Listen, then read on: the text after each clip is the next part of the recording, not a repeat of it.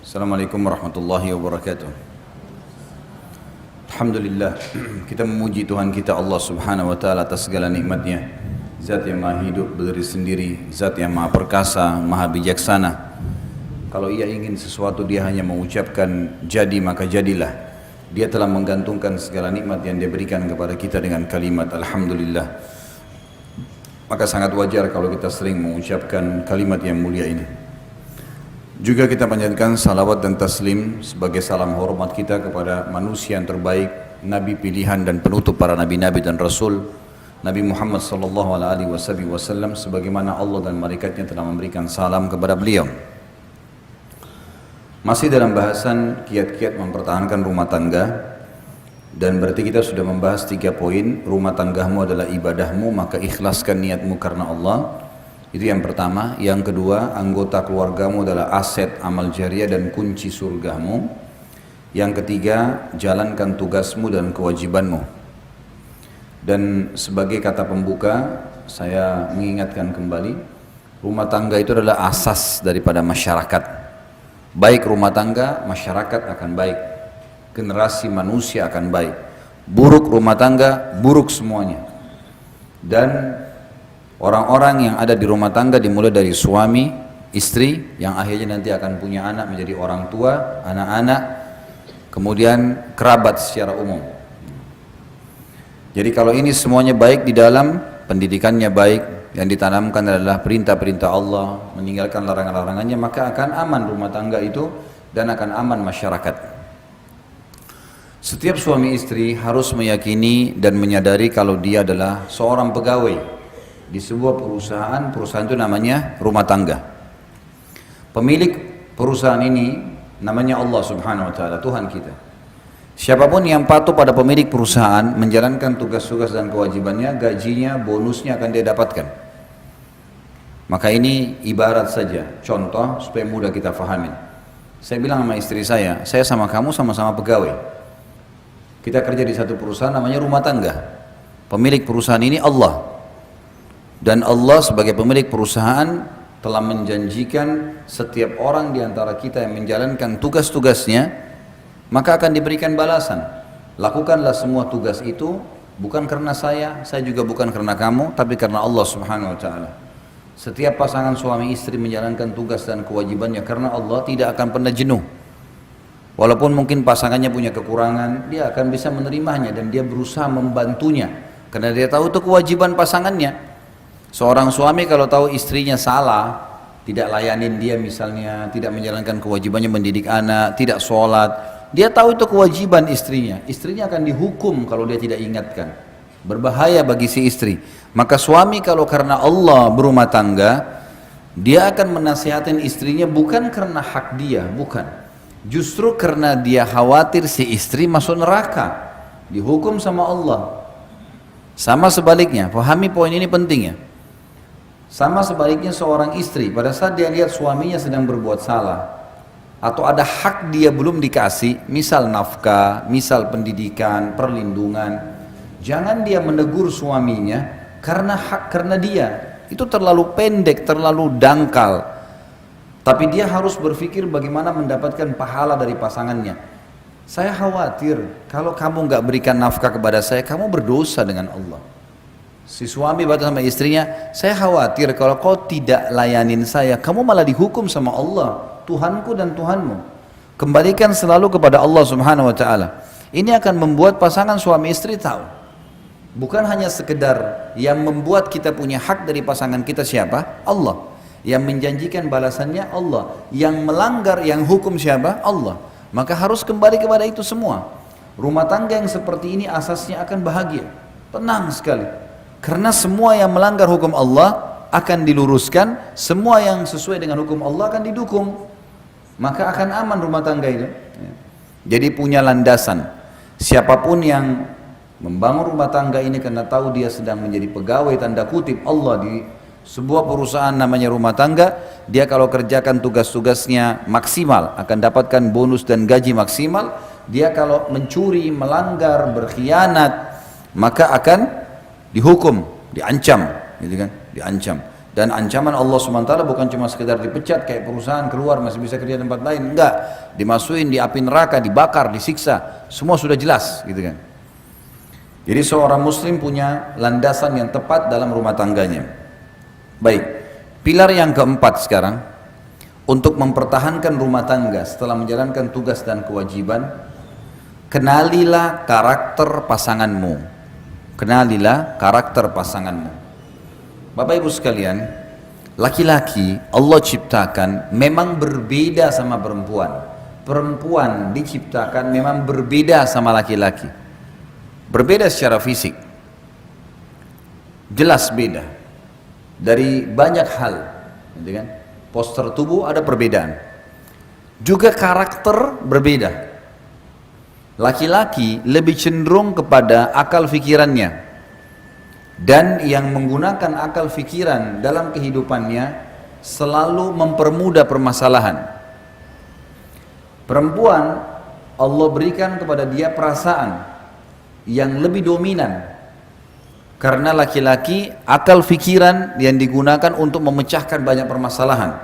Kalau seorang laki-laki sudah buntu dalam satu hal, misalnya menagih hutang, dia akan berpikir untuk mencari jalan keluar lain. Kalau ada sesuatu yang mentok di satu kegiatan, bisnisnya bangkrut, dia akan cari usaha lain. Orang pakai akal langsung, masalah solusi, itu gunakan akal pikiran. Orang, dan ini ya hal yang dibutuhkan oleh seorang pemimpin. Perempuan terdominasi dalam dirinya perasaan, karena memang dia butuh perasaan. Anak-anaknya ya, butuh perasaan. Butuh diperhatikan, suaminya butuh diperhatikan, dia butuh merawat rumahnya, butuh perasaan. Perasaan ini lebih cenderung kepada ya, memecahkan permasalahan dengan tangisan, memecahkan permasalahan dengan perasaan, merasa putus asa. Orang kalau tadi laki-laki misalnya lagi utang, pakai perasaan, maka mereka tidak tega nagih, atau malas nagih, atau putus asa. Tapi perempuan, ini kalau perasaan perempuan ditarik, perasaan itu ditarik kepada masalah laki-laki, dia tidak bisa ketemu. Perempuan juga kalau menggunakan akal pikirannya seperti laki-laki, masalah langsung solusi, ini akan rumit juga menghadapi anak-anak yang terus mengulangi permasalahan terulang-ulang, gitu kan? Ini butuh kesabaran, butuh perasaan memang. Ini karakter dasar laki-laki dan perempuan. Laki-laki gunakan akal, perempuan gunakan perasaan. Saya kasih contoh supaya mudah difahami. Kalau bapak-bapak di sini sama saya, rame-rame laki-laki misalnya, kita pergi ke satu toko mau beli baju. Ini karakter ya. Secara umum, saya bicara umum. Kalau ada yang berbeda berarti memang dia keluar dari umumnya ya. Apa yang ada yang Allah ciptakan fitrah. Kalau kita masuk ke dalam sebuah toko, kemudian kita melihat baju tertentu, misal baju A kita senang nih, baiklah, udah lihat cocok, coba kayaknya cocok nih warnanya. Terus kita tanya sama pemilik toko, saya mau beli yang ini, ada ukuran XL nggak? Dia bilang nggak ada. Kira-kira apa yang anda lakukan sebagai laki-laki? Kalau saya, sama nggak kira-kira? Saya akan bilang, oh baiklah kalau gitu, coba saya lihat yang lain. Selesai, nggak ada permasalahan, nggak ada ukurannya, mau diapain? Pakai akal pikiran, nggak ada solusi, kan gitu. Coba kalau ibu-ibu masuk dalam sebuah toko, kemudian lihat baju cocok warnanya, jenisnya, tanya ukurannya nggak ada, apa yang ibu lakukan? Protes. Coba cek di gudang, mungkin ada, kenapa habis, kapan datang, panjang ceritanya ini. Ini karena pakai perasaan. Benar nggak? Memang begitu, laki-laki benar nggak tadi? Memang begitu. Ibu-ibu sama bapak-bapak coba kalau misal suami istri janjian mau makan di satu rumah makan, nih nanti malam Ahad, malam Jumat kita janjian makan ya, baik sepakat di rumah makan tertentu. Udah sepakat nih, udah rapi-rapi mau pergi sama-sama pacaran setelah nikah, halal. Jalan sama-sama. Pas tiba di rumah makan, tutup. Bapak-bapak bilang apa kira-kira? Udahlah kita cari restoran lain. Ibu-ibu enggak, sebentar saya turun dulu lihat, tanya. Kenapa dia tutup? Mungkin masih bisa bungkus, bawa pulang. Nggak bisa. Perasaan. Bahkan tadi baju itu kalau bapak-bapak nggak jadi beli biasa. Kalau ibu nggak dapat 2 hari nggak bisa tidur tuh. Ingat terus tuh baju. Kenapa? Siapa yang beli ya? Nasibnya baik benar tuh. Semua temannya tahu kalau baju itu dia mau beli. Ini karakter ya. Ini kita bicara tentang ada hal yang dasar dalam diri kita masing-masing yang harus dikenal oleh pasangan nih. Nggak boleh dilupakan, ini karakter. Allah memang kasih begitu ya. Tapi kita dikontrol dengan wahyu. Ada wahyu yang mengontrol kita sehingga perasaan kita, pikiran kita hanya tunduk kepada hukum Allah Subhanahu wa taala. Tapi ini karakter dasar. Kita harus paham nih, gitu kan? Laki-laki karena menggunakan akal pikiran, bila terjadi cekcok misalnya antara suami istri, ibu-ibu tulis SMS ke suaminya, begini begitu begini panjang lebar 1000 karakter. Setelah ditulis, suaminya laki-laki umumnya kalau baca masalah, oh iya, masa dia tulis gini, oh sudah selesai, dihapus sama dia.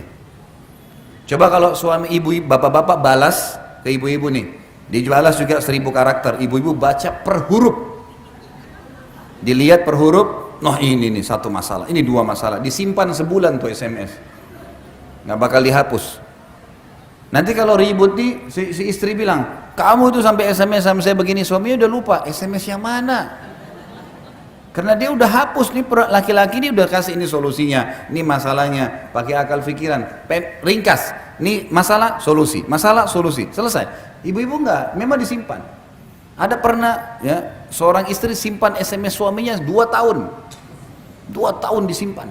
Nih tanggal sekian bulan ini kau pernah ucapin. Ini udah selesai nih. Udah saling minta maaf, udah baik, dikorek lagi yang 2. Ini masalahnya perasaan. Perasaan begitu. Ini karakter dasar ya. Ini ada. Bagaimana caranya? Bapak-bapak harus tahu kalau ini ada pada istrinya. Perempuan suka disentuh perasaannya. Perasaan berhubungan apa? Pujian, ya itu, rangkulan. Sedikit saja berpenampilan, oh kamu cantik sekali, masya Allah. Itu perlu. Itu sudah membuat ibu-ibu terbang. Loh, ini karakter. Saya bicara secara ibu-ibu suka nggak kalau dipuji sama suaminya? Masya Allah, kok cantik sekali hari ini. Kalau ibu-ibu puji laki-laki, bapak-bapak rapi nih, kamu ganteng. Oh iya, makasih. Biasa. Nggak ada sesuatu bagi dia, pujian biasa saja. Laki-laki itu bagi dia pujian biasa. Allah buat begitu karakternya supaya dia tidak termakan pujian di luar. Itu memang ada benteng. Ibu-ibu memang sudah begitu. Itu karakter namanya. Ini harus difahami. Ini ada dalam jiwa. Ini ada alami. Tapi nanti kita akan bahas. Ini dikontrol dengan wahyu. Gitu kan? Dikontrol dengan wahyu. Masuk dalam masalah fikiran dan perasaan ini, Bapak Ibu sekalian. Laki-laki itu karena menggunakan akal fikiran, pada saat istrinya merendah, maka yang muncul respon kasih sayang. Karena akal fikiran berkata, saya diberi, saya membalas. Ringkas. Kan? Saya dibaikin, saya balas baikan. Kan itu. Kalau perasaan berbeda. Perasaan itu kalau ada baikan yang datang, yang dimulai kadang-kadang, ini apa tujuannya nih? Apa maksudnya nih? Banyak pertanyaan. Sekarang kalau bapak-bapak dimasain sama istrinya makanan favorit, enak nih, saya suka ini, sayur asam lah, inilah segala dibuatin baik. Begitu kita pulang dapat, nih saya masain yang, oh Masya Allah terima kasih. Udah selesai, nggak ada pemahaman, nanti istrinya mau apa nih, mau minta apa tuh nggak ada pikiran. Tapi kalau ibu-ibu, suaminya buatin hadiah, ini kasih. Lihat, oh kok tumben kau beliin saya hadiah? Ada maksudnya nih. Larinya ke perasaan, itu ada. Saya pernah bilang sama istri saya dan saya sengaja survei ke rumah tangga saya. Sebab saya sampaikan di pengajian. Saya ingin tahu nih masalah karakter sehingga saya susun materi ini. Saya bilang sama dia, dan Alhamdulillah saya tidak lakukan itu. Kalau saya duduk di atas kursi dan kamu duduk di bawah, di sebelah saya sebagai laki-laki muncul perasaan kesian, sayang, melindungi, menaungi, karena si istri merendah. Bapak-bapak kira-kira kalau istrinya baik, santun, merendah, tambah sayang nggak? Sayang atau nindas? Bapak-bapak nih jawab jujur. Saya mesti siapin cambuk di sini. Kalau ada yang jawab selain saya cambuk. Karena memang itu karakter, pasti akan muncul naungan, sayang, perhatian, gitu kan? Karena ada jiwa kepemimpinan. ada sifat tadi, karakter yang memiliki akal pikiran, dia memimpin. Makin benar jalannya, makin patuh, makin disayang. Saya bilang sama istri saya, coba kita balik, ibu-ibu di sini misal. Ini saya bicara global. Ya kan? Kalau kamu duduk di kursi, saya bilang, lalu saya duduk di bawah, apa yang kau bilang sebagai perempuan? Saya sudah menguasai dia. Ya. Lain perasaan, tuh tunduk sama saya.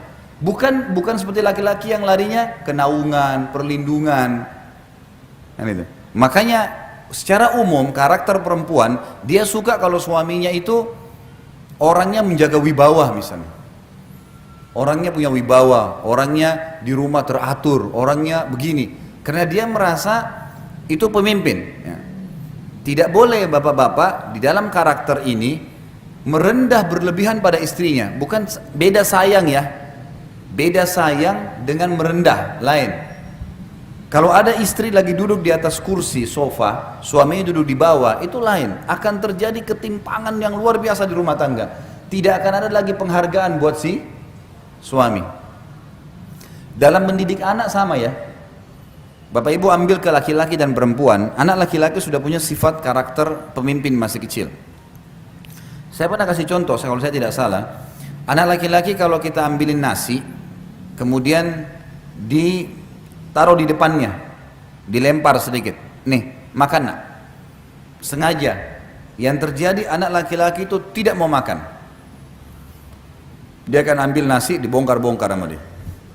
Rasa tercoreng, kepemimpinnya ada. Kalau anak perempuan kita kasih, ini nak makan, sedikit dilempar, dia makan saja, biasa. Tidak ada sesuatu yang dijadikan beban, gitu kan? Dia tidak langsung menganggap, oh ini orang seperti apa, enggak. Ini salah satu yang masuk dalam karakter. Sifat kepemimpinan ada pada diri laki-laki dan lebih. Jadi ibu-ibu harus bisa tahu, suami selalu pakai akal pikiran dan ada sifat kepemimpinan, dia makin dijunjung, makin diposisikan pada posisi pemimpin, dihargai pendapatnya dan dia akan makin responnya menaungi. Bapak harus tahu, ibu-ibu itu harus dinaungin, dilindungi, disayang, gitu kan, diperhatikan. Maka itu akan mendatangkan respon yang sama. Jadi harus berimbang, harus berimbang. Ibu-ibu harus tahu, bapak-bapak tidak suka sering ditelepon. Benar nggak ibu-ibu sini, suaminya suka ditelepon nggak? Coba kalau telepon 1 hari 5 kali, dimarahin sama dia. Kenapa kau telepon terus? Karena laki-laki maunya dia kalau di luar rumah kerja. Bapak-bapak harus juga imbangi, perempuan punya perasaan, suka kalau diperhatikan, suka ditelepon, imbangin nih. Berarti laki-laki ada waktu lowong telepon istrinya. Perempuan tidak boleh terus-terus rong-rong suaminya. Bahkan kadang-kadang subhanallah suaminya lagi online, memang lagi telepon sama orang urusan kerjaan, ditelepon sama dia. Ini menunggu nih. Telepon sampai 10 kali, kerang kering, selesai telepon itu tutup. Begitu baru angkat, bukan assalamualaikum, kok saya telepon 10 kali nggak diangkat? Orang lagi kerja. Kan itu. Baik kalau suaminya sabar tuh. Iya, tadi saya dijelasin sama dia, saya telepon, saya begini. Kadang-kadang enggak, saya kan lagi kerja, assalamualaikum. Nah, kan jadi masalah. Dan ini sekali lagi, setelah cekcok begini misalnya, nanti pulang ke rumah nih. Suami pulang ke rumah, dia sudah lupa tuh tadi masalah telepon tuh. Laki-laki tuh kalau masuk rumah, dia udah lupa tadi tuh. Dia masuk, dia pikir nih istrinya akan sambut, makan, tiba-tiba makanan nggak ada. Istrinya cemberut, nggak mau lagi pakai baju tidur yang dia suka. Loh, kenapa kamu ini? Tadi kamu SMS atau tadi kamu telepon begini. Dibawa tuh, 7 jam di rumah suami, 7 jam dia menderita di rumah. Jadi harus diimbangin nih. Ini mengenal karakter pasangan penting. Yang kita ingin datangkan di sini adalah karakter ini ada. Sebagaimana ada potensi berbuat baik, potensi berbuat buruk. Ya. Maka kita harus imbangin, dikontrol dengan wahyu. Laki-laki bisa mengenal pasangannya seperti itu perasaannya, maka dia berusaha mengimbanginya. Perempuan mengetahui kalau laki-lakinya begitu karakternya, dia bisa mengikutinya. Kan itu. Ini poin-poin tadi yang saya ingin titik beratkan. Dan mengenal karakter adalah hal yang paling mendasar, salah satu hal yang mendasar pilar dalam mempertahankan rumah tangga. Kemudian yang kelima, pilar yang kelima, hati-hatilah dari musuh yang selalu mengintaimu. Hati-hatilah dari musuh yang selalu mengintaimu. syaitan. Jangan mudah minta cerai bagi perempuan, dan jangan mudah menceraikan bagi laki-laki. Apa sebabnya nih? Hadis Bukhari. Nabi SAW bersabda, iblis memiliki singgasana di lautan. Setiap hari anak cucunya melapor, saya baru buat orang mabuk, saya baru buat orang dusta, saya baru buat orang riba, saya baru buat orang zina. Sama iblis dianggap biasa semua. Ya sudah. Pas ada anak cucunya mengatakan saya baru menceraikan suami istri, sama iblis diangkat, didudukan di singgasananya, berhenti tugas. Udah, yang penting sudah rusak satu rumah tangga, cerai, itu sudah prestasi yang paling tinggi dikejar oleh iblis. Kenapa? Rusaknya rumah tangga, ributnya suami istri, Bapak Ibu sekalian, akan mengacaukan seluruh masyarakat. Karena kalau ribut dua orang saja suami istri, sudah cukup seluruh keluarganya juga ikut ribut. Lingkungan teman-temannya semua juga ikut ribut, pro kontra. Kalaupun terjadi cerai, anak-anaknya jadi kacau semuanya. Secara kejiwaan masih muda, masih anak-anak, semua terpukul secara kejiwaan. Mau ketemu ayahnya, ibunya nggak kasih. Mau ketemu ibunya, ayahnya nggak kasih, dan seterusnya. Jadi memang cerai itu target utama iblis. Makanya hati-hati. Kata para ulama, kalau di luar rumah ada 5 syaitan atau 10 syaitan mendampingi seorang yang beriman, mencari untuk menggodanya, maka dalam rumah tangga ada 1000 syaitan. Kadang-kadang masalah kecil, mungkin suami bisa tersinggung hanya karena lupa dibuatin teh atau kopi, atau dicuciin bajunya oleh istrinya, atau mungkin ada yang dia minta dikerjakan di rumah, istrinya lupa, syaitan buat dia lupa. Sudah cukup untuk marah sama istrinya. Seorang istri sudah cukup untuk marah, bahkan bisa minta cerai hanya karena ingin diantar ke satu tempat, suaminya belum sempat, yang betul ada kesibukan. Akhirnya tersinggung, kalau ibumu kau dahulukan, kalau saya tidak, panjang ceritanya. Kalimat cerai lagi, hati-hati. Kata Nabi SAW, jangan main-main di 3 hal: pernikahan, perceraian, dan rujuk kembali setelah cerai. Ini nggak boleh main-main. Nggak boleh orang dalam Islam, Bapak Ibu punya teman, kemudian Bapak Ibu punya anak laki-laki, temannya punya anak perempuan. Lalu kita bilang, Bapak Ibu ini bilang sama temannya, nanti anak kita kalau besar kita jodohin ya. Nah, ini dalam Islam berlaku kalau si teman mengatakan, oke, baik, sepakat. Anak-anak ini nggak boleh dinikahin pada saat dewasa kecuali sudah disampaikan. Dulu ayah sama ibu pernah jodohin kamu sama anak itu, mau nggak? Oh, saya nggak mau ayah, nggak mau ibu, ya sudah. Kalau enggak ini terikat, ada hukum di sini. Karena dua-duanya sudah sepakat, dan kata ulama masuk dalam hadis Nabi SAW, al-mu'minuna ala syurutihim, orang-orang mukmin terikat dengan syarat yang telah disepakati. Nggak boleh nih nikah, nggak boleh main-main. Makanya kalau ada yang bercanda pun, nanti kita jodohin anak kita ya, itu tergantung kalau Allah takdirin. Nggak bisa saya katakan kalau iya ini anak-anak terikat nih, nggak boleh. Cerai nggak boleh nih, ucapin sembarangan, apalagi bapak-bapak, hati-hati pengucapan kalimat cerai. Dan kata ulama, hikmah kenapa cerai di tangan laki-laki bukan tangan perempuan, karena mereka pakai akal pikiran. Kalau mau menceraikan masih berpikir nih, ini kedepannya bagaimana, ini nanti bagaimana, anak bagaimana, panjang nih ceritanya. Kalau perempuan tidak, pokoknya ceraikan saya tidak mau tahu, besok apa terjadi ini urusan nanti. Padahal kalau sudah diceraikan pergi ke rumah orang tuanya, nyesel juga nanti, jadi masalah juga nanti. Banyak orang begitu. Berapa banyak akhwat muslimat yang tanya kepada saya, Ustaz, saya nyesal Ustaz, saya sudah sering tekan suami saya minta cerai, sekarang akhirnya saya diceraikan, saya mau kembali sudah susah. Suami saya sudah sering ucapin sampai 3 kali. Ya hukum syar'i. Kenapa ibu main-main? Gak boleh main-main. Bapak-bapak juga gak boleh main-main nih. Darurat sekali baru diucapin kalimat itu. Betul-betul patokannya adalah pelanggaran agama.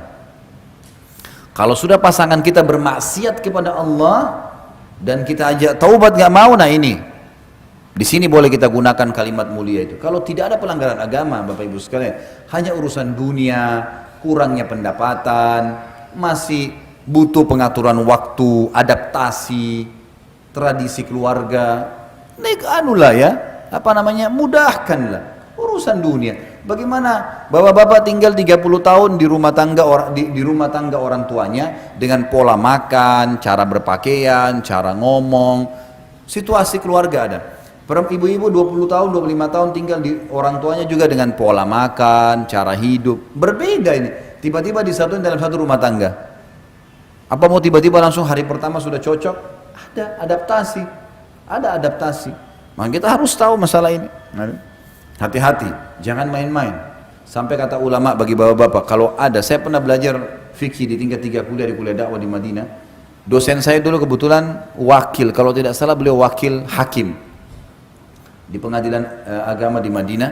Beliau bilang kalau ada seorang laki-laki istrinya lagi naik di atas tangga, bercanda dia bilang, kalau kamu naik lanjutin jalan kamu, saya ceraikan. Kalau kamu turun, saya ceraikan. Kalau si perempuan ini tidak mau diceraikan, dia harus turun dari tengah-tengah, kena jatuh tuh tolaknya, walaupun bercanda, nggak boleh. Makanya ibu-ibu jangan sering udah ceraikan saja saya, kita sudah nggak cocok, akhirnya suaminya terpicu ngucapin kalimat itu, nggak boleh. Bapak-bapak juga jangan menekan istrinya dengan selalu, kalau kau tidak mau ikut saya akan ceraikan. Kalau urusan agama boleh, ingat ya, kalau sudah urusan agama hubungan sama Allah, cerai ini boleh dipakai. Tapi kalau urusan dunia, masalah makanan, baju, warna spray, gorden, tinggal di mana, dunia, nggak ada yang dibawa ke kuburan.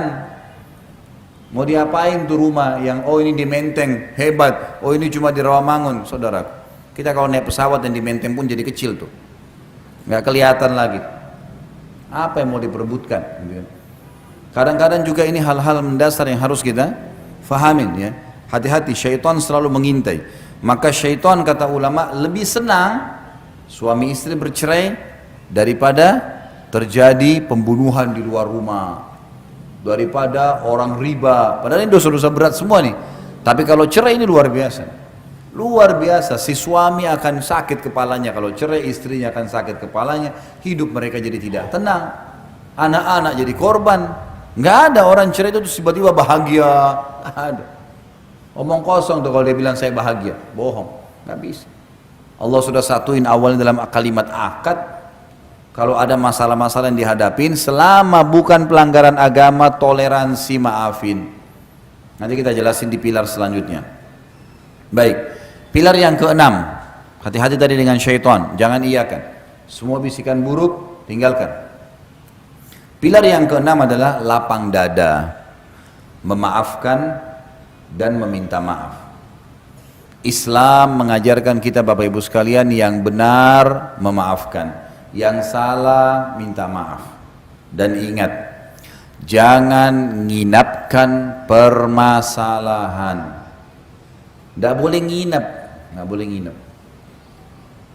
Begitu ada masalah, duduk baik-baik. Maaf ya, kayaknya kok saya terganggu dengan ini nih. 1, 2, 3, 4, 5. Menurut kamu bagaimana? Istri sampaikan ke suaminya. Suaminya lagi ada masalah. Suami juga begitu. Duduk. Sebentar istriku. Ini terus terang saya terganggu secara kejiwaan. Ada masalah 1, 2, 3, 4, 5. Menurut kamu bagaimana jalan keluarnya? Diskusikan baik-baik. Bicarakan. Clearkan pada saat itu. Yang salah wajib minta maaf. Ingat, kita pegawai di perusahaan Allah. Yang tidak mau memaafkan dihukum sama Allah tuh. Nggak boleh. Maafin. Udahlah. Gitu kan? Juga yang salah tidak mau minta maaf ini dihukum juga. Nggak boleh. Orang sudah minta maaf nggak mau dimaafin bagaimana? Sudahlah. Gitu kan? Dan semua ada pahalanya. Semua ada pahalanya. Bahkan dalam Islam Bapak Ibu sekalian kita dianjurkan memaafkan sebelum orang minta maaf. Misal gini, ada orang menggibah, mencoreng nama kita, atau memfitnah kita misalnya. Sakit hati? Ya sakit hati. Cobaan. Kalau tidak ada cobaan, dari mana kita dapat pahala sabar? Nggak ada pahala sabar. Oh cobaan saya berat, ya makin berat makin besar pahalanya. Kata Nabi SAW, inna idhamal ajr ma idhamal bala. Pahala yang diberikan oleh Allah bobotnya akan seberat cobaannya. Cobaan makin berat makin besar pahalanya. Bahkan cobaan ini Bapak Ibu sekalian ada 2 manfaat besar yang banyak orang Islam tidak tahu. Padahal ini dalam agama mereka. Yang pertama, cobaan itu akan memaksa dia tanda kutip dekat dengan Tuhannya. Dan kita akan jauh dari kemaksiatan. Kita kalau lagi ada cobaan, ada penyakit, ada masalah, Tidak ada peluang bagi syaitan untuk membuat kita berbuat dosa tuh. Diajak teman-teman ngumpul-ngumpul, buang-buang waktu. Aduh, lagi ada masalah. Nggak deh, nanti lain waktu. Dan kalau dia lagi ada masalah, berdoa, ibadah sama Allah, pasti khusyuk, enak tuh. Kalau dia berdoa, nangis, kembali kepada Allah ya, dia kembali, itu luar biasa. Luar biasa. Dia akan rasakan kenikmatan doa. Bahkan kalau kita lagi ada masalah, kita berdoa sama Allah, bisa nangis, bisa curhat sama Allah, itu tidak bisa kita rasakan kenikmatannya itu kalau lagi tidak ada masalah. Semua orang menghadapi masalah, Nabi SAW menghadapi masalah, apalagi kita manusia biasa. Tapi cobaan ini datang untuk mendatangkan pahala sabar, gitu kan? Dan kita juga jadi tahu, ya dapat pengalaman dan banyak hal. Dan kita makin dekat dengan Allah SWT. Yang kedua, cobaan itu kalau datang teman-teman sekalian tujuannya untuk meninggikan derajat, mengampuni dosa. Kata Nabi SAW, seorang mukmin terus diuji di dirinya, di keluarganya, di hartanya, sampai dia dan keluarganya bertemu dengan Allah tidak tertinggal satupun dari dosanya, dibersihin dosanya. Cobaan-cobaan akan datang harian, ini, hadapi pecahin, selesai, hadapi pecahin, sudah ada pahala. Dan kata ulama, cobaan yang jenis kedua ini, ada derajat-derajat di surga yang orang tidak bisa jangkau, misalnya kecuali dengan 100 tahun sholat malam, 100 tahun puasa, 100 tahun haji, 100 tahun bakti dengan orang tua. Umurnya orang ini cuma 60. Tapi karena keimanannya, Allah mau dia sampai ke derajat itu. Bagaimana caranya? Diuji dengan penyakit 10 tahun. Diuji buka usaha 3 kali bangkrut. Mungkin nanti yang keempatnya baru dia bisa. Diuji orang tuanya yang cerewet, mertuanya, iparnya yang suka datang masalah. Ujian. Hadapi. Hadapi, suka duka kehidupan. Film itu tidak ada yang nonton kalau tidak ada penjahatnya, tidak ada cerita suka dukanya. Kalau datar aja, nggak ada yang nonton, nggak laku filmnya. Riwayat kehidupan, harus ada suka duka. Kita kalau kena hujan nih, lagi hujan-hujan begini, basah. Pengalaman, basah tapi pengalaman. Ada kenikmatan tersendiri kalau dinikmatin tuh. Kalau bahasa saya itu nikmatin prosesnya. Proses dinikmatin. Lagi sakit nih, bangun pagi flu. Oh iya, sabar. Sabar itu terima takdir Allah, kemudian ikhtiar, gitu kan? Kita bangun flu, alhamdulillah. Allah masih uji saya. Mudah-mudahan jadi pengampunan dosa, peninggian derajat. Lalu ikhtiar minum obat. Sabar, nikmatin prosesnya. Karena kita biar ngerutu pun, cobaannya ada ajalnya, pasti sampai selesai. Ada saatnya dia akan selesai. Jadi kita harus lapang dada, menerima, termasuk sini menerima kekurangan pasangan. Tapi ingat, yang punya kekurangan tidak boleh tinggal dalam kekurangannya, berubah. Orang mukmin harus meningkat menjadi lebih baik dari sebelumnya. Nggak boleh vakum. Saya gini orangnya, kau terima silakan, tidak terima nggak usah. Nggak boleh dong. Itu bodoh namanya. Masa kalau dia kurang kemudian dia tidak mau berubah? Fair, terima. Oh iya baik, saya akan berubah. Bantu saya ya. Ayo sama-sama. Suami istri harus begitu. Enggak, kalau kamu nggak mau terima ya sudahlah. Kadang-kadang suami tegur istrinya. Cobalah kalau bangun sholat subuh, habis sholat subuh buat sarapan, aktivitas, jangan langsung tidur. Misal, baik, tangkap positif. Istrinya harus berpikir, oh iya ya, mungkin ada baiknya lah. Mungkin suami saya kena pergi kerja pagi. Kadang-kadang ada istri tidur, suaminya pergi kerja. Dia nggak tahu suaminya pergi sarapan, cuma pembantu yang siapin. Karena hanya mendahulukan tidur pagi. Untuk apa ini? Lalu suaminya bahasakan baik-baik. Terimalah, gitu kan? Baik, latihan. Kalau gitu bantu saya ya, gimana caranya? Mungkin kalau malam kita lebih cepat tidur ya. Baik, kalau mungkin saya masih ngantuk, maklumi ya, beberapa hari nanti saya berubah. Kan baik ya, menjadi lebih baik. Bahkan kata Ali radhiyallahu anhu, saya akan menjadi hamba sahaya, saya siap mengabdi dengan seseorang yang mengajarkan kepada saya satu huruf. Artinya saking pentingnya belajar untuk meningkatkan skill kita. Bodoh orang kalau selalu seperti yang lalu-lalu atau bahkan lebih buruk. Kita harus setiap hari meningkat, kualitasnya harus selalu naik, dan kualitasnya harus dipaksa. Nah itu, harus bisa menerima masukan. Begitu pula misalnya istri, lihat suaminya mungkin selama berumah tangga sama orang tuanya biasa, main buang handuk sembarangan, berantakan sepatunya nggak teratur, mungkin istri ini biasa rapi. Suaminya begitu, jangan langsung marah, berikan masukan. Ini sebenarnya mana yang lebih baik sih, kalau berantakan begini dengan rapi. Kan lebih baik kalau rapi. Ya udah saya begini orangnya, terserah kamu kalau kau nggak mau. Apa fungsinya kau sebagai istri? Nggak boleh nih. Nggak boleh. Oh iya ya, tangkap secara akal sehat. Oh iya benar. Baiklah, ingatin ya. Kalau saya memang salah, kan enak ya. Kan enak kalau begitu. Nggak boleh mudah tersinggung nih. Ya. Ini tersinggung ini bahaya, senjata syaitan. Nggak boleh. Saya waktu pertama menikah, saya temukan istri saya mungkin kebiasaan untuk merapikan sesuatu masih kurang. Cara saya mendidik dia adalah, saya duduk kemudian saya ambil kertas, saya bilang sebentar, kamu duduk dulu. Saya ambil kertas, beberapa lembar kertas, saya serakin di lantai. Jadi cara bapak-bapak ini harus begitu, mendidik, tidak boleh marah-marah. Ambil kertas, saya serakin di lantai. Kemudian saya serakin di beberapa tempat. Terus saya bilang, kira-kira menurut kamu berantakan gak nih? Berantakan. Baik. Sekarang lihat ya, sederhana. Saya pungutin tuh kertas semuanya, saya satuin, saya taruh di atas meja. Hilang tuh tadi pemandangan berantakan. Bagus gak kelihatan? Bagus. Ini yang saya mau. Ini yang saya mau. Cuma ini saja, merapikan. Alhamdulillahnya dia faham. Gitu kan? Bisa kita berikan masukan. Tapi yang penting dua-duanya memang harus lapang dada nih. Jangan sampai si perempuan tidak mau diperbaiki atau si laki-laki tidak mau diperbaiki, ini bahaya. Ini kalau mau rumah tangganya bertahan ya, kita bicara masalah pilar mempertahankan rumah tangga. Insya Allah itu rumah tangganya abadi, insya Allah. Bukan cuma dunia, sampai di akhirat. Karena orang mukmin tahu kalau tidak cerai, mereka akan bersama di surga juga. Artinya abadi nih. Sekali akad maka akan sampai di sana. Ini penting. Ya. Jadi harus bisa lapang dada, memaafkan dan meminta maaf. Tentu banyak hadis-hadis ya yang berbunyi tentang masalah ini. Misalnya kalau ibu-ibu itu, ada hadis Nabi SAW, wanita ahli surga, wanita yang kalau dia salah atau suaminya salah, dia akan datang memegang tangan suaminya lalu berkata, saya tidak bisa tidur kalau kau belum ridho. Saya tidak. Ini sabda Nabi ya, wahyu memandu ibu-ibu pakai cara ini.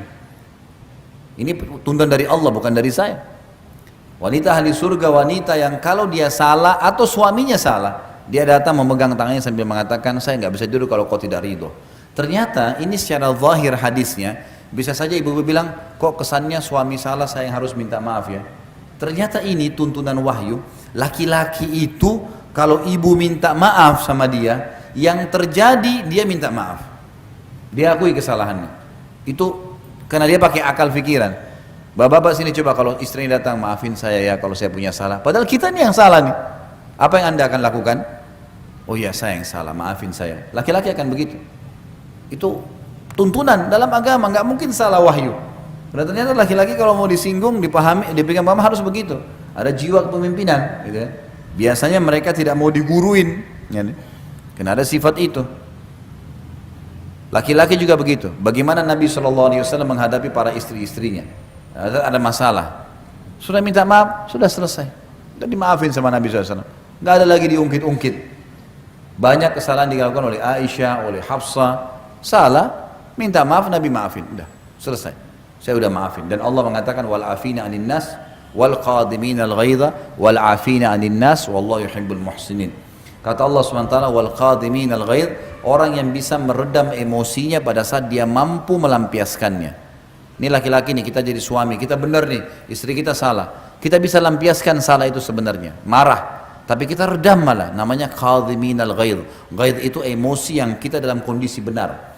Ibu-ibu lagi benar nih, suaminya yang salah, tapi qadhiminal ghaidh, meredam emosinya, nggak mau dilampiaskan, gitu kan?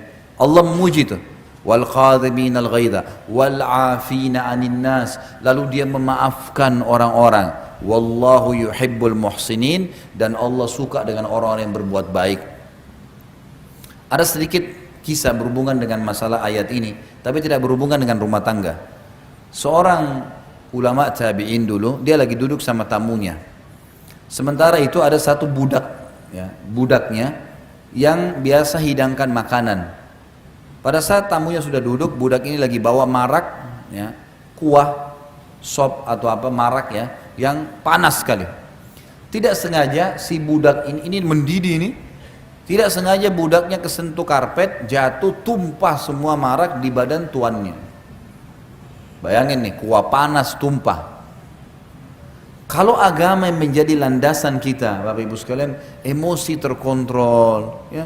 Semua pemasukan, pengeluaran, tatapan mata, ucapan yang diucapin, tangannya, semuanya itu terkontrol. Bayangin dalam kondisi tumpah sebadan kuah marak yang panas. Apa yang terjadi? Si budak ini tahu pasti tuannya akan marah, manusiawi. Lalu dia mengatakan, wahai Tuan, Allah berfirman, wal qadhiminal ghaidha, dan orang yang bisa meredam emosinya pada. Jadi ghaidh itu emosi yang meluap-luap dan dalam kondisi benar loh ya. Anak kita salah nih, kita bisa mukul dia, tapi kita redam. Pada saat itu justru kita bisa marah dengan pegawai atau pembantu kita, tapi kita redam, gitu kan? Lalu tuannya mengatakan dia redam, baiklah. Tiba-tiba dia tarik nafas dan mengatakan baiklah. Lalu tuan pembantu budak ini pintar, karena dia paham agama, dia juga bilang, karena dia tidak sengaja tadi, bukan sengaja nuang. Dia bilang lanjutan ayat Tuan, wal afina anin nas, dan orang yang suka memaafkan orang. Tuannya bilang afautu, saya sudah maafkan kamu. Lalu dilanjutkan kata Tuan, kata budaknya, dan Allah berfirman Tuan penutupan ayat, wallahu yuhibbul muhsinin, Allah suka orang berbuat kebaikan. Kata tuannya, kau saya bebaskan dari keterbudakan. Bagaimana kalau ayat Al-Quran mengontrol seseorang? Luar biasa. Agama kalau dipegang teman-teman sekalian luar biasa. Dan Allah itu maha mengetahui, maha jeli, lembut, tahu semuanya. فَمَنْ يَعْمَلْ مِثْقَالَ ذَرَّةٍ خَيْرًا يَرَى, siapa yang berbuat seperti biji sawi dari kebaikan, dia pasti lihat, pasti ada balasannya. وَمَنْ يَعْمَلْ مِثْقَالَ ذَرَّةٍ شَرًّا يَرَى, siapa yang berbuat seperti biji sawi keburukan, pasti dia lihat hukumannya. Memaafkan orang, kalau kita maafkan orang lain, sementara dia belum minta maaf sama kita, ada orang fitnah, ada orang ghibah, itu perintah agama. Orang yang awet muda, orang yang selalu lapang dada, Nabi SAW Bapak Ibu sekalian pada saat meninggal hanya 3 lembar rambut putihnya, umurnya 63 tahun. Dikatakan oleh Anas bin Malik, sahabat Nabi, pembantu Nabi, saya bekerja menjadi pembantu di rumah Nabi SAW 10 tahun, dari 9 tahun sampai 19 tahun, tidak pernah satu kali pun saya mendengarkan Nabi SAW berkata kasar kepada istri-istri atau pembantunya, nggak pernah. Ingatin, tapi nggak emosional, gitu kan.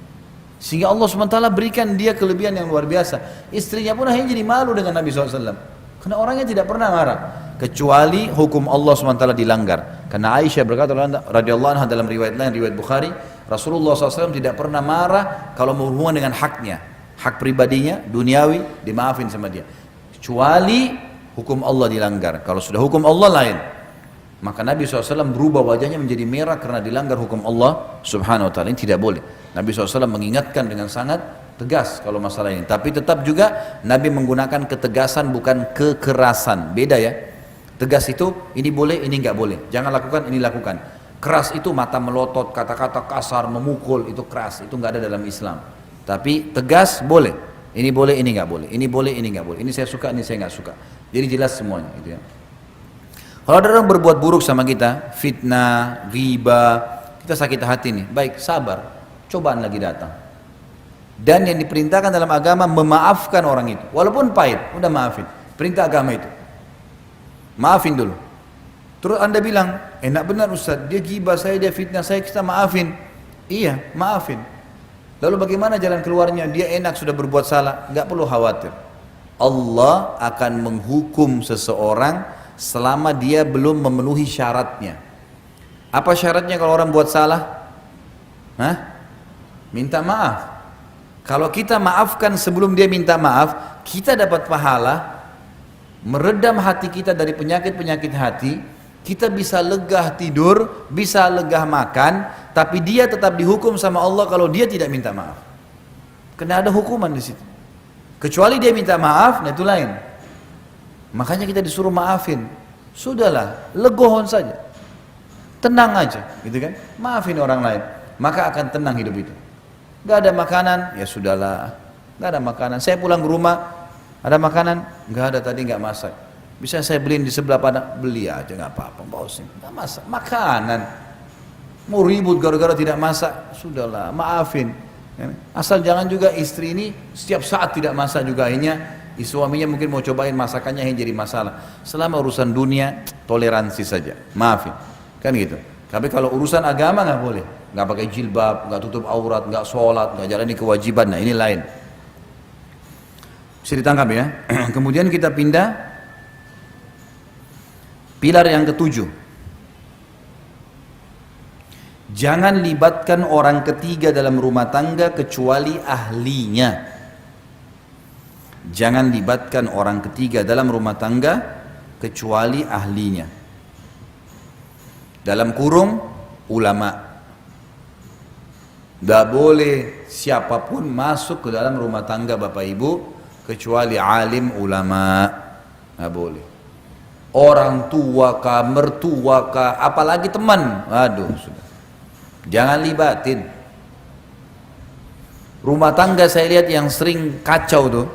Orang yang setiap orang datang rumahnya pasti mengubah sesuatu.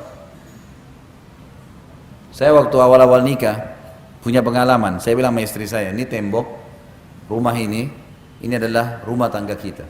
Saya pemimpin, kamu wakil saya. Keputusan di tangan saya. Salah, tidak sesuai hukum Allah, ingatkan. Benar, terapin. Jangan libatkan orang ketiga masuk ke sini. Karena di sini saya punya peraturan, keinginan, kamu juga punya keinginan. Keinginan kita yang kita satuin, bukan keinginan orang lain. Pernah satu waktu, istri saya tiba-tiba duduk sama saya terus ngobrol sama saya. Kak, gajinya pegawai fulan berapa? Ada pegawai saya di restoran, oh gajinya sekian. Si fulan berapa? Sekian. Si fulan berapa? Sekian. Sudah mulai tanya, ini 17 orang, satu-satu sudah mulai tanya, sudah 3 orang. Saya bilang sebentar. Kamu ini sudah ketemu siapa? Siapa yang sudah kamu temuin tadi? Kenapa kok tiba-tiba seumur hidup belum pernah campurin urusan kerjaan saya, kok sekarang malah mulai nanya gaji, mulai tanya ini? Rupanya ada tamu kami datang dari luar Jakarta kemudian nginep di rumah. Terus orang ini, istri saya bilang, orang itu Kak yang bilang, katanya kita ini harus tahu semua yang berhubungan sama suami. Jadi akhirnya saya mesti tahu gajinya pegawai, penjualannya kakak berapa, segalanya lah. Saya bilang gini, saya setuju. Kalau kamu mau tahu semua saya kasih tahu, tapi jangan salahin saya kalau kepala kamu pecah. Ini masalah saya sebagai laki-laki ini luar biasa. Nagih utang, ajakin pegawai, macam-macam, yang absen, yang datang, yang curang, macam-macam. Sekarang kamu ini enak sekali. Apa yang urusannya? Urusan kalau ngantuk tidur, lapar makan, sholat, urus anak-anak mati masuk surga. Enak kan? Kenapa tambah program nih? Ibu-ibu ini udah apa tambah program nih? Capek-capekin diri. Wong tugas kita ada waktunya di dunia, kan gitu. Ternyata orang ketiga nih kalau masuk harus kita punya prinsip, nggak boleh nggak. Bangun prinsip. Ada orang bisa mengubah rumahnya 7 kali warna rumahnya diubah, gara-gara 7 orang tamu yang datang. Kenapa kok pakai warna putih, gitu kan? Bagusnya ini warna biru, ubah warna biru. Nanti besok tamu lain lagi datang, coklat, pelimplang, nggak bisa. Kenapa warna putih ya? Saya suka warna putih. Selesai. Ini rumah tangga saya kok. Kenapa sofa kamu begitu? Kenapa nggak beli sofa begini? Oh ini saya suka. Oh ini suami saya hadiahkan. Saya terima kasih sama dia. Alhamdulillah. Dah. Jangan biarin orang itu masuk ke semua urusan kita. Ada orang memang subhanallah fudul gitu. Masuk ke rumah orang, lihat dapurnya, buka lacinya, macam-macam diperiksa. Apa ini? Gelasnya orang pecah sedikit, gelas kamu itu pecah. Loh, gelasnya orang, biarin aja. Wong dia memang begitu kan, masa dia nggak tahu kalau gelasnya pecah? Pastilah dia tahu, gitu kan? Kontrol diri, jangan masukin. Kita ada ruang dalam rumah kan ada namanya ruang tamu, ada ruang keluarga. Tamu ya di ruang tamu, ada urusannya masuk ke dalam-dalam. Ini masuk dalam kamar tidur suami istri, sedangkan anak kita saja ada waktu dalam Islam boleh dia izin, ada waktu tidak boleh dia izin masuk, nggak boleh. Malam hari itu nggak boleh spontan main langsung anak-anak masuk, ada larangan dalam Islam. Mungkin orang tuanya lagi lepas pakaian, mungkin nggak boleh. Apalagi tamu orang lain ini nggak boleh sembarangan. Di rumah tangga itu Bapak Ibu sekalian ada namanya wilayah haram. Wilayah yang haram nggak boleh orang lain masuk. Kamar tidurnya Bapak Ibu nggak boleh orang lain masuk. Tidak boleh, jangan masuk. Kita juga kalau punya anak-anak menikah jangan masuk di kamarnya anak kita, nggak boleh, jangan masuk. Itu itu betul-betul kamar mereka mungkin berserakan, maaf pakaian dalam di sana, mungkin ada sesuatu yang memang hanya suami istri yang harus tahu, kan jadi masalah. Untuk apa ini? Nggak perlu. Gitu kan? Ini ada wilayah haram. Kecuali darurat sekali mungkin. Orang tua kita datang butuh kamar mandi, ya.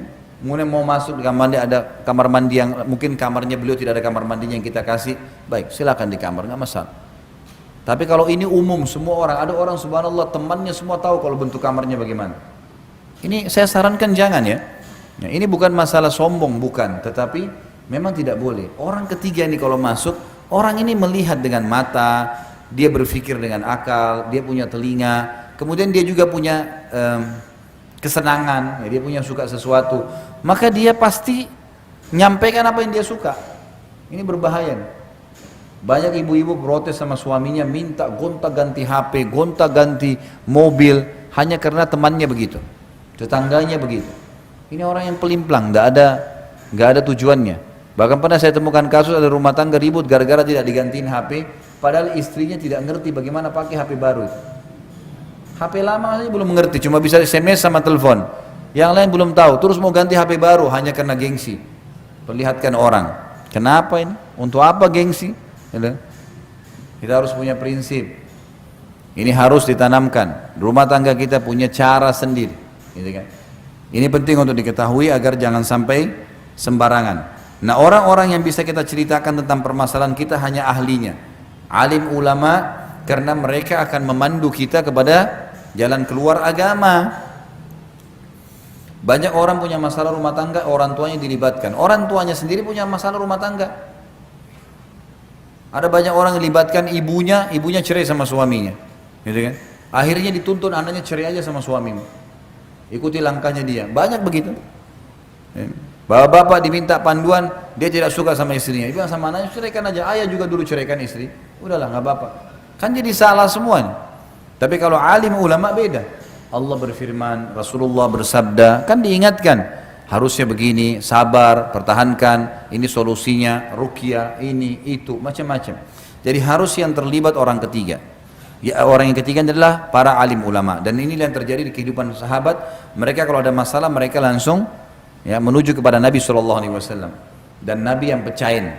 Nabi SAW yang pecahin dalam masalah rumah tangga mereka.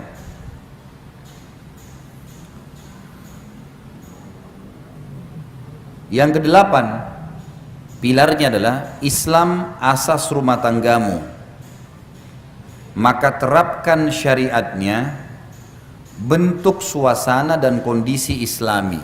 Saya ulangi, Islam adalah asas rumah tanggamu. Islam adalah asas semuanya. Kehidupan kita termasuk rumah tangga. Islam asas rumah tanggamu, maka terapkan syariatnya.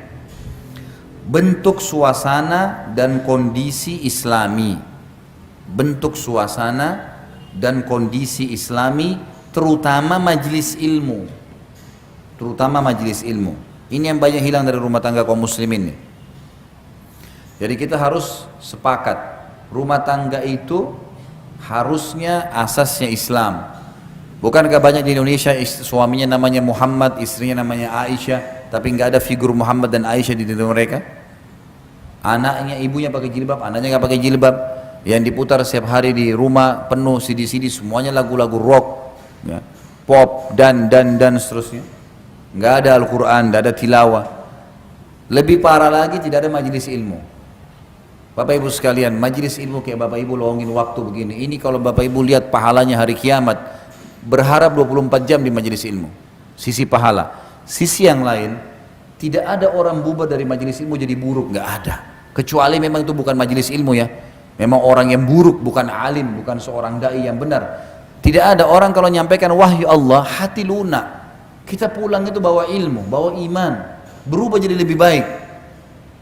Kalau Bapak Ibu bisa rasakan itu seperti sekarang, pasti beda sebelum hadir dengan sesudah hadir, gitu kan? Pasti beda bentuk keimanannya, pasti beda. Ada mungkin yang salah, pas tadi kena poin ini, butuh saya salah ya, bisa coba perbaikin, kan menjadi lebih baik itu. Majelis ilmu kalau benar itu akan merubah orang menjadi lebih baik, karena memang tangga agama kita ilmu, ilmu datangkan iman, iman datangkan amal soleh. Tidak boleh kosong hidup kita dari ilmu, nggak boleh. Jangan pernah kosong Bapak Ibu sekalian. Saya pribadi, kalau saya lagi pergi taklim, tadi saya taklim di Cempaka Putih, kemudian saya lari ke Sudirman, taklim lagi tadi kantor, saya lari lagi ke sini. Sehari saya coba, sebentar saya pulang nih, saya pergi lagi taklim ke Blok M Square. Satu hari 3-4 taklim. Dan saya merasa kalau satu hari satu taklim saja, saya pribadi ya, kalau saya bicara pribadi saya merasa ada jeda kosong. Kalau saya pulang ke rumah, kadang-kadang memang saya sudah memahami istri saya, waktu saya akan kasih kamu malam, waktu siang sama dengan laki-laki mencari nafkah, bergerak, saya akan bergerak untuk agama. Kamu ridho, derajat insya Allah saya dapatkan di surga tinggi karena itu, kau juga akan ikut dengan saya di surga. Ikhlaskan, urus anak-anak, ikut tahfidz Quran, kamu juga ikut majelis ilmu, dengarin ceramah, gitulah. Saya rasa kalau dari jeda ilmu ke ilmu, saya rasakan iman saya terkontrol. Kapan ada jeda sedikit, gitu kan? Misal tidak ada pengajian sehari, duduk di rumah, apa yang kita lakukan? Duduk. Apa kalau orang terbiasa nonton TV duduk dari remote ke remote, dari remote ke remote. Orang kalau lagi biasa kerja, kemudian cuti libur, apa yang dia kerjain di rumah? Gak ada. Mau kerja apa ya? Nah, jeda waktu kosong, ada jeda itu membuat syaitan bisa masuk.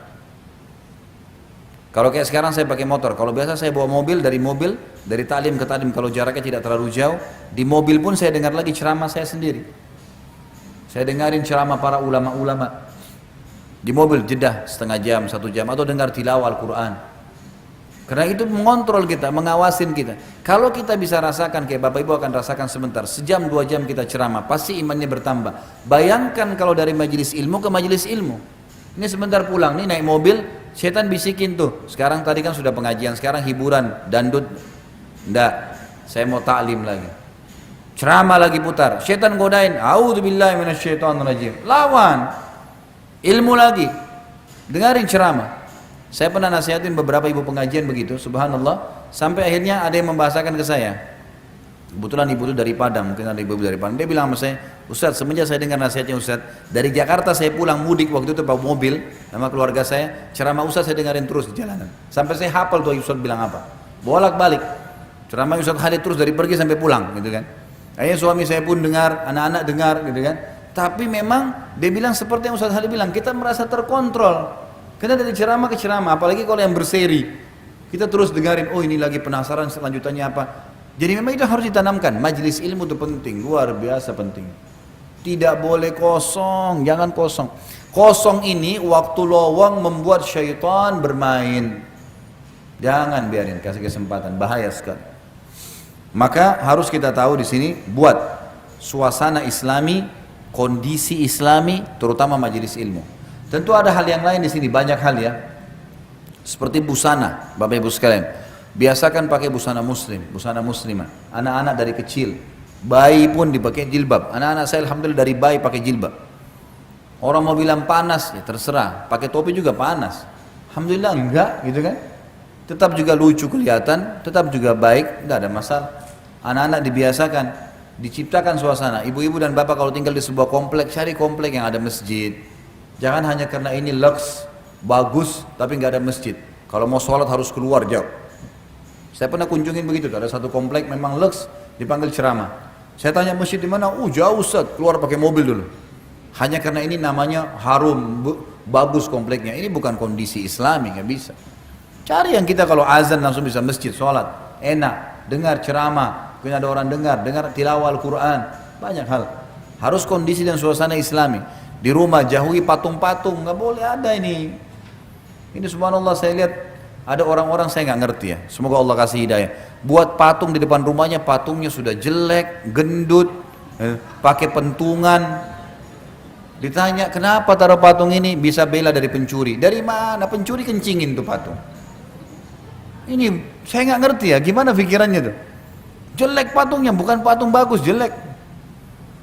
Pendek, gendut, pegang pentungan, ngusir pencuri. Emang pencuri diketawain tuh patung. Ini bodoh-bodohan sama dukun nih. Makanya dukun tuh orang tidak normal. Bukan orang normal tuh, orang tidak pintar. Jangan diikutin. Harus suasana. Dan saya sudah bilang, saya ingatkan kembali, beli buku judulnya Rumah-rumah yang tidak dimasuki oleh malaikat. Ini buku penting sekali untuk dimilikin. Dalam buku itu dijelaskan ada siapa tuh malaikat, siapa tuh syaitan. Kemudian ya diikuti lagi dengan ada 30 jenis rumah yang tidak dimasuki oleh malaikat. Dan ini juga cara kita kalau mau membangun rumah, ikutin itu. Jadi jangan ikuti lagi feng shui, itu nggak boleh, udah itu non muslim. Kayunya nggak boleh beginilah, ini nggak boleh, tamannya begini, nggak boleh cahaya dari sini. Semua khurafat, nggak ada dalam Islam. Ada panduan sendiri. Baca di buku itu, insya Allah kita akan dapatkan. Kurang lebih harganya 27.000, 30.000 rupiah saja. Baik, jadi di sini Islam adalah asas rumah tangga. Semua yang berbau Islam diterapkan. Sering salam, bapak ibu masuk kamar anak, salam, assalamualaikum nak, warahmatullahi wabarakatuh, biasakan, biasakan. Saya ke masjid dekat rumah, anak saya umur 2 tahun lebih saya bawa sama-sama ke masjid. Saya semuanya tidak sangka, saya memang tidak berpikir sebelumnya. Begitu saya naik motor, lewatin ikhwah-ikhwah yang biasa dekat-dekat rumah saya ikut sholat di situ. Karena kadang-kadang kalau saya jadi imam, saya kultum. Kemudian pada saat saya jalan menuju ke masjid, saya bilang assalamualaikum warahmatullahi wabarakatuh. Setiap lewat assalamualaikum, sunnahnya memberi salam. Anak saya ini rumahnya perhatikan nih, cuma 2 tahun lebih, belum bisa ngomong jelas. Subhanallah, begitu saya pulang dari masjid, dia ikut sama saya di mobil, di motor. Sebelum saya salam sama orang-orang yang lewat, dia yang salam, kum, disalamin semua sama dia. Tertanam bagaimana ke masjid. Dia kalau azan tolak, abati, Allahu Akbar, disuruh sholat. Dia ingatin saya suruh sholat. Karena saya biasa bawa ke masjid. Lihat bagaimana kita ciptakan itu pada diri mereka. Tertanamkan suka ke masjid, sudah mulai salam sama orang. Kadang-kadang kalau saya mau memberi sesuatu, saya kasih ke anak-anak saya. Ini kasih ke orang itu. Dia tahu berberi, membagi, gitu kan? Bagaimana dia memberi, sedekah, kita kasih. Anak-anak saya sekarang alhamdulillah setiap orang miskin, abati orang miskin tuh, berhenti mobil, kasih. Mereka tunjukin tuh, karena saya tertanam. Bayangkan anak-anak terdidik sampai dewasa, sudah terbiasa lihat orang miskin langsung berhenti kasih. Tanamkan itu, Islam yang ditanamkan dalam pikiran mereka. Bukan malah kalau makan, udah makan nak, enggak usah kasih orang, kamu kenyang duluan dulu. Mana cara didikannya? Islam asasnya harusnya begitu. Baik, selanjutnya yang ke-9.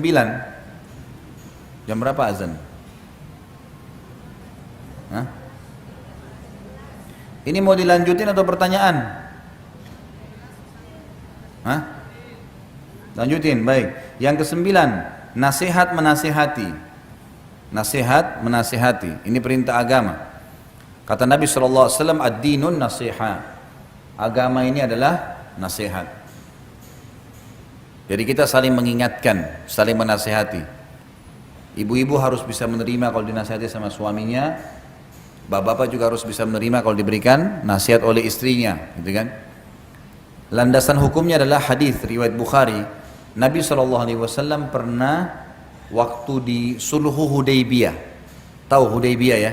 Hudaybiyah itu sekitar 80 km dari Mekah. Bapak Ibu kalau lagi umroh, coba negosiasi sama travelnya, minta kami bisa nggak mampir ke Hudaybiyah. Hudaybiyah itu biasanya banyak peternakan unta, dan orang kalau mau beli susu unta biasa di situ, Hudaybiyah.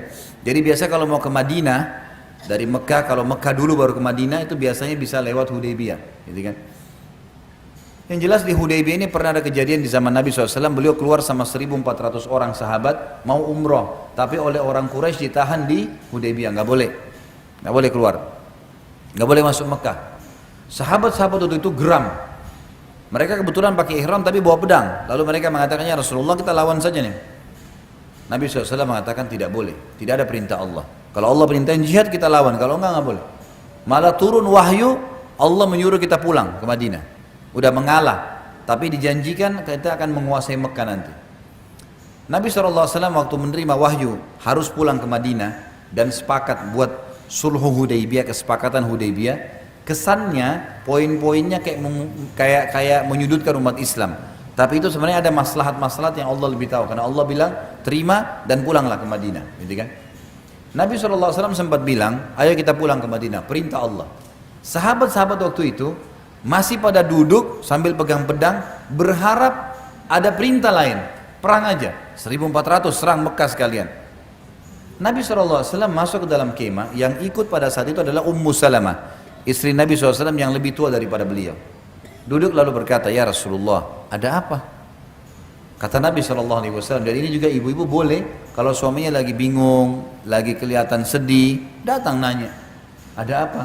Kata Nabi SAW, Allah perintahkan mereka untuk pulang ke Madinah, dan sebelum pulang, orang kalau pergi umroh dan tertahan, misal kita lagi berangkat umroh atau haji, di tengah jalan harus pulang, misal terjadi peperangan, nggak bisa gitu kan, dan sudah melewati tempat niat mikot, maka harus cukur, tahallul, baru bisa ganti baju biasa, gitu kan.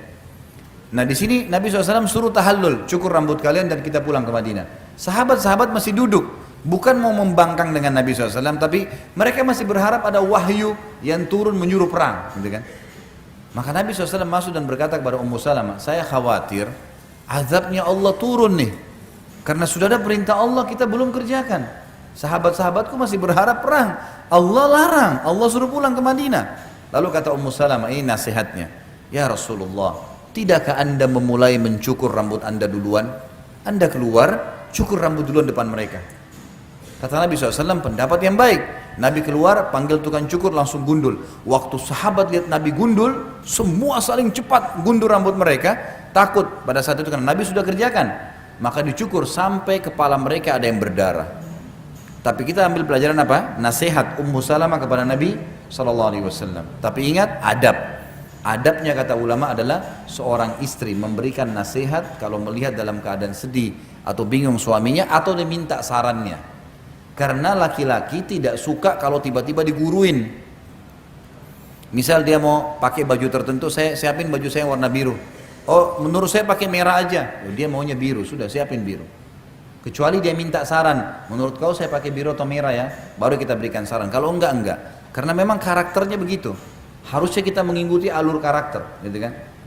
Sama halnya juga istri, nasihatin. Nabi SAW seringkali menasihatin Aisyah, menasihatin ya istri-istri yang lain supaya mereka bisa menerima, dan ini penting sekali. Menasihatin adalah perintah agama. Ingat, menasihatin di sini poinnya adalah pada hal-hal yang berbau agama. Semua penasihat agama tertuju pada agama, bukan duniawi. Dalam arti kata, panduannya adalah agama. Yang ke-10, sabarlah, dunia sebentar dan akhirat target hidupmu. Sabar. Baru melahirkan, tentu ibu-ibu dan bapak tahu, anak bayi kadang-kadang nangis malam, kadang-kadang gini, mesti dibersihin kotorannya. Ada sabar di situ, gitu kan? Kadang-kadang ada saatnya seorang istri jenuh di rumah, suaminya sabar, jenuh, berhari-hari dengan aktivitas yang sama, masak, cuci, bersihin rumah, masak, cuci, bersihin rumah. Ada waktu dia butuh bersama-sama. Saya kadang-kadang kalau pulang ke rumah, saya capek nih, dari pagi saya keluar sampai malam. Yang paling pertama saya lakukan, bapak-bapak mungkin bisa ambil pelajaran seperti ini. Saya kalau pulang ke rumah, maka pada saat saya taruh tas laptop atau saya masuk ke dalam rumah setelah salam, istri saya sambut saya panggil dulu dia duduk. Duduk, saya juga sambil rileks, saya tanya, gimana kabar kamu hari ini, apa yang kamu lakukan? Maka dia cerita pengalaman dia yang 8 jam saya tinggalkan setengah jam. Begini, macam-macam, anak-anak inilah itulah. Ada yang perlu saya tanggapin, yang tidak, oh iya, baiklah, sabar, gini, udah setengah jam. Ternyata ibu-ibu ini karena tadinya menampung 8 jam nunggu suaminya, dia juga butuh didengar. Oh tadi anak-anak ini ada yang jatuh, ada begini, ada yang telepon, ada yang datang, ada yang... Bapak-bapak jangan egois, dengar tuh. Kalau bapak-bapak tidak buka diri untuk menerima keluhan istri, dia keluhan ke laki-laki lain nanti. Nggak boleh. Nanti kalau sudah laki-laki lain curhat baru masalah, jangan. Dengarkan. Coba duduk dengarin. Itu ternyata setelah setengah jam semua unek-uneknya sudah hilang, habis. Saya nggak minta diaturin makan, tiba-tiba, lupa mau makan ya. Ya makan, silakan siapin makan, tidak apa-apa. Saya juga sambil rileks. Istri saya juga akhirnya tungguan penantian dia 8 jam selesai, karena saya dengarin masalahnya. Yang perlu saya tanggapi, yang tidak, gitu kan, selesai. Banyak suami egois, pulang, istrinya sudah tunggu nih 8 jam, pulang ke rumah, langsung masuk, mana makanan? Saya capek, tidur langsung, masuk kamar. Istrinya lihat dia, ini apa nih manusia? Betul kamu capek kerja, saya kan juga capek ngurus rumah. Butuh pendamping, butuh curhat, butuh bicara. Perempuan punya perasaan. Padahal tidak butuh waktu banyak teman-teman sekalian, tidak butuh waktu banyak. Duduk bicara sama pasangan, menatap wajahnya, menatap mata, itu tidak butuh waktu banyak. Dengarin ucapannya, nasihatin, rangkul, itu penting. Sama halnya ini kalau suami, istri juga begitu. Suaminya pulang, maka walaupun ada hajat yang mendesak, Yang didahulukan adalah kebutuhannya dia. Begitu datang, mau minum, mau makan sesuatu, saya siapin dulu. Kalau dia bilang nggak usah, temani saya duduk. Ya udah temani duduk. Selesai, mungkin suaminya ini mau cerita. Tadi di jalan hujan, tadi begini, tadi macet, dengarin aja. Oh iya dia cerita begini, oh iya gitu, oh iya. Berarti kalau besok harusnya bawa jas hujan, oh kalau mungkin besok begini, oh nantinya begini, nanti besok saya siapin sarapan hangat ya, dan. Sudah selesai setengah jam, kemudian sudah lihat nih suami ada lega, dia sudah sampaikan masalahnya. Karena subhanallah menceritakan sesuatu itu penting ya. Kita kalau kekang sendiri masalah kita, itu malah jadi masalah. Tapi kalau kita bicara dan Allah jadikan suami istri itu sebagai pendamping untuk itu, menjadi tempat penampungan, kita nampung. Setelah selesai ibu mau sampaikan hajatnya apapun tidak ada masalah. Ini penting untuk diketahui. Ibu-ibu ada rahasia untuk, saya sudah pernah sampaikan kalau tidak salah, bagaimana suaminya bisa memenuhi hajatnya. Penuhi pandangan matanya, penuhi perutnya, penuhi kemaluannya. Itu di laki-laki, gitu kan? Kalau di perempuan dua hal saja. Pandangan mata dan perut. Maksudnya di sini apa yang dia senang dilihat, yang dia lagi pengen dipenuhi. Makanan di rumah siap. Selebihnya itu adalah tambahan. Kalau laki-laki ada tambahan kebutuhan biologisnya. Karena biasanya laki-laki kalau tidak terlampiaskan biologis maka akan jadi masalah. Biasanya emosi itu akan meluap-luap. Jadi kalau ibu-ibu suka lihat suaminya emosional, ini berarti ada masalah di biologis ini. Selain daripada itu biasanya memang ada was-was syaitan, tapi biasanya berpengaruh gitu kan.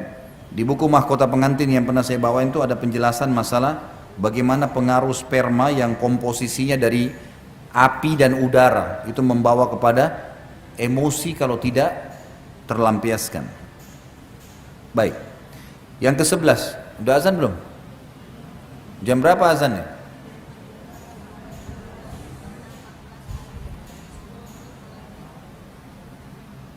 Berapa menit lagi? 10 menit lagi ya. Baik. Yang keberapa sekarang?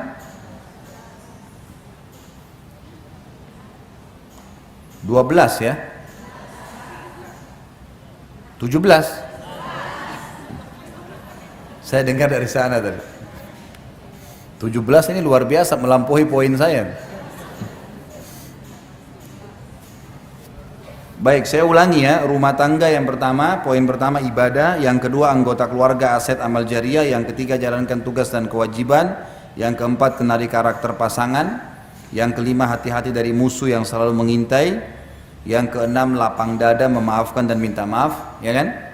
Yang ketujuh jangan libatkan orang ketiga kecuali ahlinya ulama, yang kedelapan Islam asas rumah tanggamu, yang kesembilan nasihat menasihati, yang kesepuluh sadarlah dunia itu sebentar ya. Baik, sekarang yang ke-11, kontrol cemburumu. Subjudulnya gitu, kontrol cemburumu pada pelanggaran agama saja. Kontrol cemburumu hanya pada pelanggaran agama saja.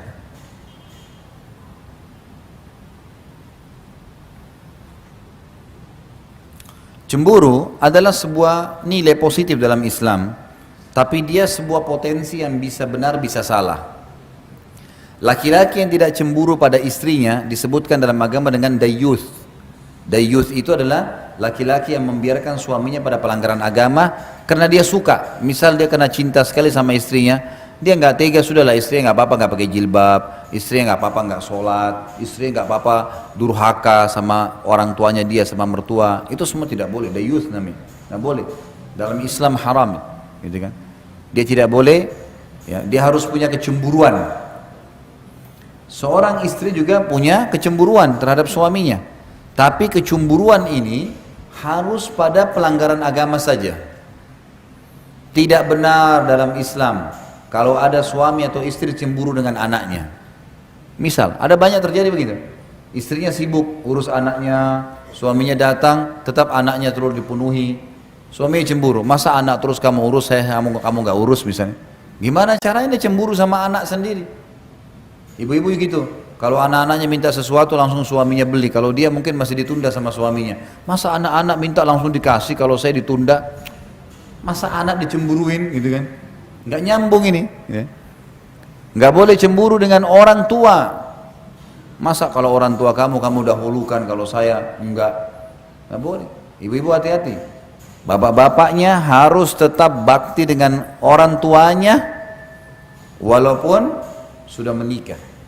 Ibu harus mendukung suaminya supaya sering kunjungin orang tuanya. Harus selalu bakti sama orang tuanya. Kalau ibu beda, ibu sudah menikah, maka bakti pertama kepada suami. Tetap bakti dengan orang tua, tapi libatkan suami di situ. Suami juga harus tahu, orang tua walaupun nomor 2 ya, bagi istrinya, tetap ada poin nomor 2, setelah dia harus ada orang tuanya.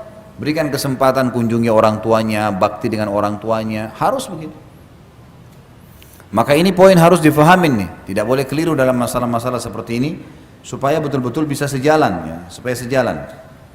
Cemburu harus dikontrol. Ada orang cemburu juga, misal dengan ya, ipar, laki-laki, suaminya ibu, ayahnya ibu, anaknya ibu nanti, itu punya kewajiban membiayai saudarinya ya. Sudah tahu belum hukumnya? Jadi kalau anak perempuan masih hidup ayahnya yang tanggung. Kalau ayahnya meninggal, siapa yang tanggung? Saudaranya, saudara laki-lakinya. Itu ada kewajiban tuh, gitu kan? Makanya kata Nabi SAW, ibumu, ayahmu, saudarimu, gitu kan? Baru kemudian pindah ke kerabat-kerabat yang lain. Jadi memang dia punya hak tuh. Jadi kalau suaminya ibu bantu iparnya ibu, udahlah, gitu kan? Yang penting dia jalankan kewajiban, nafkahnya ibu terpenuhi. Saya sudah jelaskan di poin pada saat membahas masalah kewajiban, hak dan kewajiban. Ibu cuma boleh ambil hak nafkah, selebihnya jangan diambil dari suami, biarin dia bersedekah.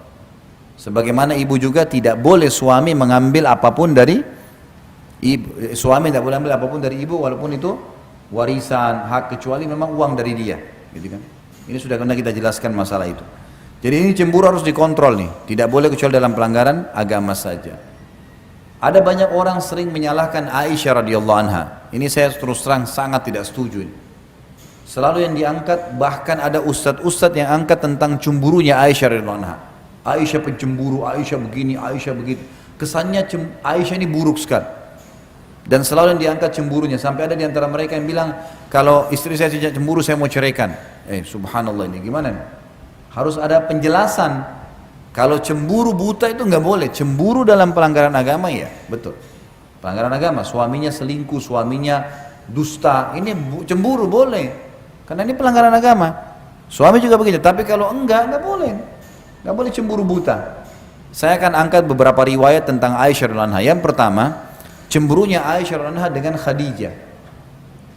Pernah Nabi SAW lagi duduk sama Aisyah tengah siang hari. Kemudian tiba-tiba saja ada suara orang yang memberi salam, gitu kan? Beri salam. Begitu dia berikan salam, Nabi SAW tiba-tiba berdiri, buka pintu, buru-buru. Sepertinya orang ini suaranya dikenal gitu. Begitu dibuka ternyata ada 2 orang wanita. Lalu kata Nabi SAW, wahai Aisyah, layani tamu kita. Dilayanilah tamu oleh Aisyah. Sampai selesai, udah pulang, Aisyah juga nggak tanya siapa orang ini. Karena adabnya dalam Islam kalau tamu datang jangan tanya hajatnya, kecuali dia jelaskan. Dia nggak jelasin berarti dia cuma mau datang, udahlah dikasih makanan, minuman dan seterusnya. Ringkas cerita pulang. Lalu pada saat pulang kata Aisyah, ya Rasulullah, siapa tadi 2 perempuan itu sampai begitu kedudukannya di depan anda? Lagi duduk anda buru-buru berdiri. Lalu yang terjadi kata Nabi SAW, kalau yang satu adiknya Khadijah, istri pertamanya Nabi yang sudah meninggal di Mekah, Ummul Mukminin yang terkenal radhiyallahu anha. Kalau yang satu sahabat dekatnya Khadijah, dulu sering mengunjungi kami di Mekah. Tiba-tiba di sini cemburu Aisyah bangkit. Ya Rasulullah, anda masih mengenang wanita Quraisy yang sudah berkeriput semua mukanya. Khadijah sudah tua dan sudah masuk ke tanah dan Allah sudah mati. Dan Allah gantikan anda wanita Quraisy yang lebih muda dan juga masih hidup.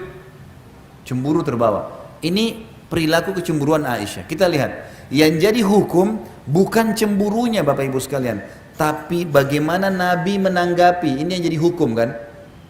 Orang banyak mengangkat cemburunya Aisyah. Ternyata Nabi SAW mengatakan, wahai Aisyah, tidak akan pernah ada yang bisa mengalahkan Khadijah. Dia beriman pada saya pada saat orang semua kufur. Dia membiayai agama ini dengan hartanya. Dan Allah karuniai saya anak dari dia. Nggak ada dari istri yang lain. Jadi maaf, ibu-ibu kalau ada yang menikah sama duda misalnya, atau ada yang melakukan poligami, Jangan marah kalau suaminya ceritakan tentang sesuatu berhubungan dengan masa lalunya. Duda. Oh dulu saya sama istri saya makan, saya sering dihidangkan nasi goreng kalau pagi. Oh kamu selalu kenang dia ya, nggak usah. Ya udah gali aja kuburannya suruh keluar. Gimana? Orang cerita dia pernah laluin, gimana caranya kita mau cemburu nih? Nggak nyambung, nggak boleh. Oh iya, baik. Kira-kira nasi gorengnya seperti apa? Saya coba buatin. Siapa tahu saya bisa buat lebih baik. Oh biasanya pakai telur, pakai begini. Baiklah, besok kita buat. Ibu buat yang lebih baik dari itu. Coba. Kan selesai. Kenapa harus jadi pemicu? Orang punya masa lalu. Gimana caranya? Bapak nikah sama janda. Lalu dia cerita, mungkin bapak sibuk. Lalu suami dulu punya waktu. Dulu saya sama si fulan, kadang-kadang malam masih diajak keluar, makan nasi goreng pinggir jalan, saya pengen waktu berdua. Jangan langsung tersinggung bapak-bapak. Oh iya, maaf ya, mungkin saya kurang di situ. Saya akan luangkan waktu, kan gitu. Rangkul itu, ambil, sehingga akhirnya kita bisa menjalin rumah tangga yang benar. Udah azan ya. Kita tutup sampai sini insyaallah. Nanti kita lanjutkan lagi kalau Allah masih mudahkan ada kesempatan. Masih ada beberapa poin yang belum dibahas insyaallah. Semoga saja apa yang kita bahas hari ini bermanfaat dan juga Allah jadikan tambahan di timbangan amal kita hari kiamat. Dan juga semoga seluruh yang belum dapat hidayah dimudahkan dapat hidayah, yang sudah dapat hidayah dimudahkan untuk mengamalkan. Semua yang pernah berbuat salah, berbuat dosa dimaafkan oleh Allah Subhanahu wa taala. Seluruh yang sudah mati dari muslimin diampuni dosa-dosanya, dari orang tua kita, dari kerabat kita. Dan juga semoga seluruh muslimin di Palestina, di Syria, di Yaman, di Irak diberikan kemenangan oleh Allah Subhanahu wa taala, dan juga Allah partisipasikan kita bersama mereka di pahala, dan semoga Allah satukan kita di surga firdausnya tanpa hisab, semana Allah satukan kita di majlis ilmu yang mulia ini. Kalau benar dari Allah, kalau salah dari saya mohon dimaafkan. Subhanakallahumma bihamdika asyhadu an la ilaha illa anta astaghfiruka wa atubu ilaik. Wassalamualaikum warahmatullahi wabarakatuh.